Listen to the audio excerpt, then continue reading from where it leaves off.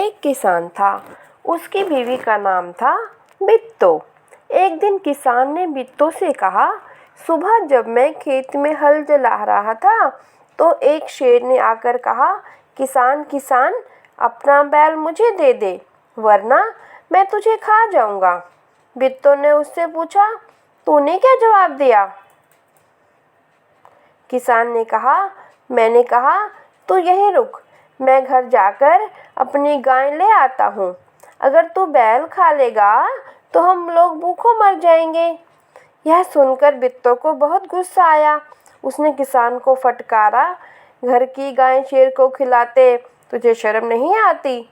अगर गाय चली गई तो घर में ना दूध ना लस्सी, बच्चे रोटी किस चीज़ के साथ खाएंगे?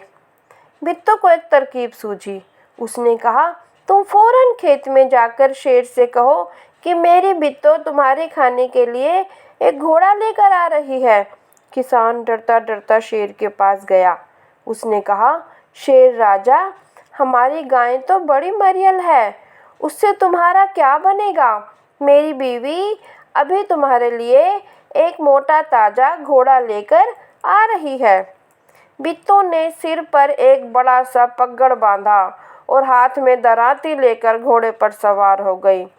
घोड़ा दौड़ाती वह खेत पर पहुंची और जोर से चिल्लाई, अरे किसान, तू तो कहता था कि तूने 4 शेरों को फांस कर रखा है, यहाँ तो सिर्फ एक ही है, बाकी कहाँ गए?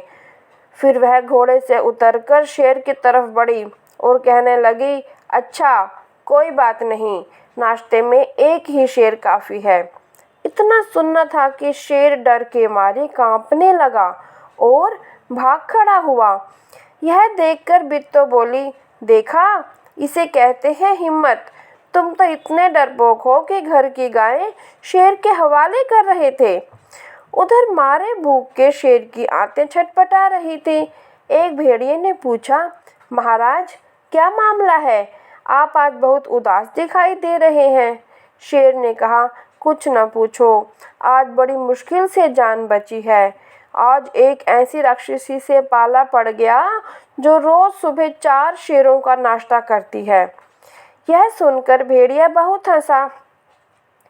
वह सुबह झाड़ी में छिपकर सारा तमाशा देख रहा था।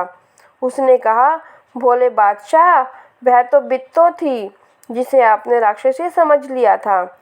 आप इस बार फिर कोशिश करके देखिए। अगर बैल आपके हाथ ना आए तो मेरा नाम भेड़िया नहीं। बहुत कहने सुनने पर शेर किसान के खेत में जाने के लिए तैयार हो गया, लेकिन उसने भेड़िए से कहा, तुम अपनी पूंछ मेरी पूंछ से बांध लो।